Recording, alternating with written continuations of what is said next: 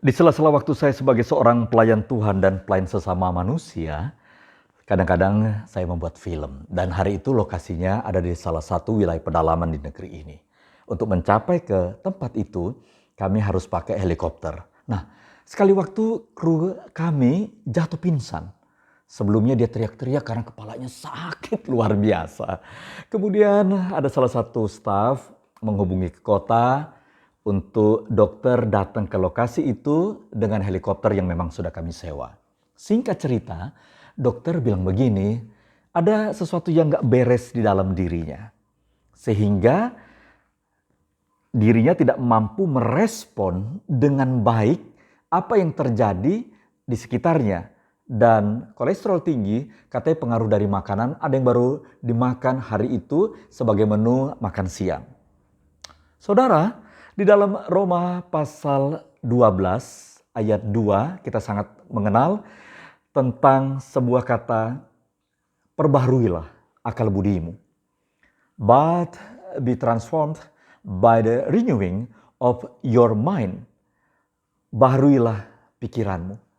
Kenapa Paulus concern memperbaharui pikiran? Bukan umpamanya mata yang kadang-kadang melihat sesuatu yang buruk, kemudian memberikan respon yang tidak baik dari mata itu. Atau tangan gampang pukul orang, memukul istri, atau mulut menjelekkan orang lain, dan lain sebagainya. Tetapi Paulus concern tentang baharuilah akal budimu atau pikiranmu. Inilah yang paling penting dan utama.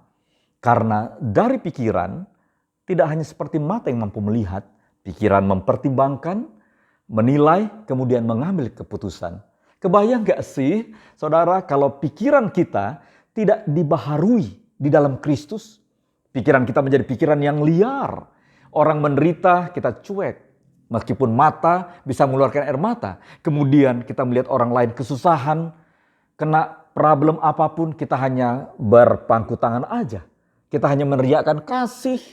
Aku punya kasih, tapi kita tidak melakukan tindakan keputusan dari pikiran yang tentunya Paulus berharap pikiran itu harus sungguh-sungguh dibaharui di dalam Kristus. Saya berharap dan berdoa, saudara pun memiliki gairah untuk memperbaharui pikiran di dalam Kristus, agar pikiran itu kita mampu merespon mana yang baik dan tidak baik.